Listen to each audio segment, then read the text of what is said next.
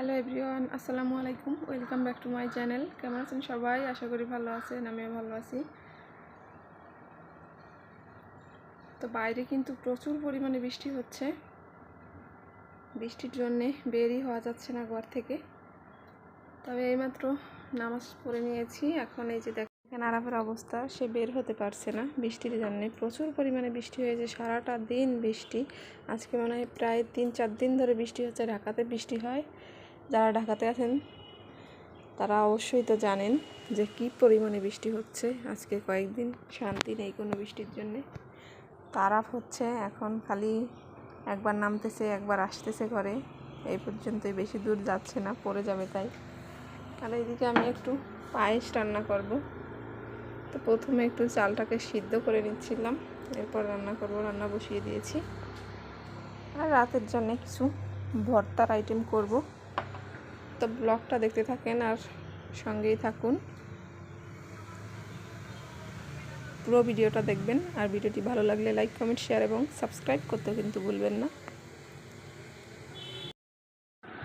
তো এরপর আমি কাঁচামরিচ, পেঁয়াজ এবং রসুন কুচি করে নিয়েছি অনেকগুলো। তো এগুলোকে এখন কড়াইতে একটু ভেজে নিচ্ছিলাম, হালকাভাবে ভেজে এর মধ্যে শুটকি মাছগুলোকে দিয়ে দেব। লইট্টা শুটকি ভুনা করবো আজকে। তো লইট্টা শুটকি বা যে কোনো শুটকি ভুনা করতে গেলেই প্রচুর পরিমাণে পেঁয়াজ এবং পর্যাপ্ত পরিমাণে রসুন লাগে। আর ঝাল যে যেই পরিমাণে খায় ওই পরিমাণে দিলেই হয়। তো এখন শুটকি মাছগুলোকে দিয়ে দিয়েছি। শুটকি মাছের চাইতেও পেঁয়াজ রসুনটা বেশি লাগে, তাহলেই খেতে মজা লাগে। তো আমি এখানে কিছুটা ধনিয়া পাতা দিয়ে দিয়েছি। এই সময় এই ধনিয়া পাতাগুলোই হয়, তো অল্প পরিমাণে ছিল একদম, ওই জন্য মাছ ভাজার সময় দিয়ে দিয়েছি।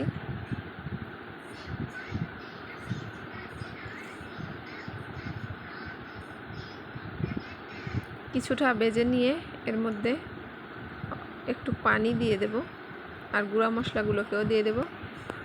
তো কিছু মানুষকে দেখবেন খালি সারাদিন মানুষের পিছনে গবেষণা করতেই থাকবে, কিন্তু আপনি সফলতা পাওয়ার পর তারা আপনার পিছনেই ঘুরবে। আর কিছু প্রতিবেশীদের দেখবেন, আমার আশেপাশে, আমি আমার গল্পটাই বলতেছি, তা আমি আমার আশেপাশের কিছু প্রতিবেশীদের দেখি মাঝে মাঝে, শ্বশুরবাড়ির ওই দিকের বলেন বা যেখানেরই হোক না কেন, তারা, আপনি একটা ভিডিও বানাচ্ছেন এটাও তাদের সমস্যা, আপনি যাই করতেছেন তাতেই তাদের সমস্যা। আপনি মনে করেন যে শ্বশুরবাড়ি গিয়ে একটা প্যালাজো পরবেন, ওটাও তাদেরকে জিজ্ঞাসা করে পড়তে হবে। এইটা তাদের ভালো লাগে না, ওইটা তাদের ভালো লাগে না। তারা এইটা বুঝতে চায় না কিছুতেই যে আমি তো মানুষ, আমি আমার ইচ্ছা মতো জিনিস পরবো, আমি কেন তাদের ইচ্ছা মতো জিনিস পরবো। এইটুকু বিবেক বুদ্ধি তাদের নেই। তো তারা নিজেরাই ভিডিও করে, নিজেরাই টিকটক করে, তাতে সমস্যা নেই, কিন্তু আরেকজন টিকটক করলো, ভিডিও করলো, এটা নিয়ে খুব গবেষণা চলতে থাকবে।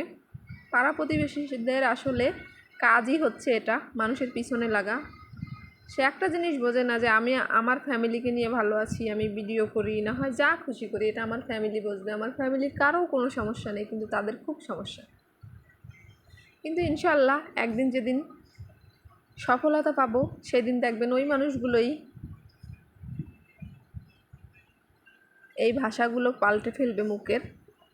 তো যাই হোক, এই যে আমার শ্বশুর বাড়িতে কিছু মাছ ধরা হয়েছিল, মাছের সাইজগুলোর আরফের বাবা গিয়েছিল, তো ভিডিও করেছিল। আর এই যে আমাদের খামারের মুরগি, এইগুলো আসলে ব্রয়লার মুরগি, এগুলো খাওয়ার জন্য পালন করা হয়, আসলে এগুলো বিক্রি করা হয় না।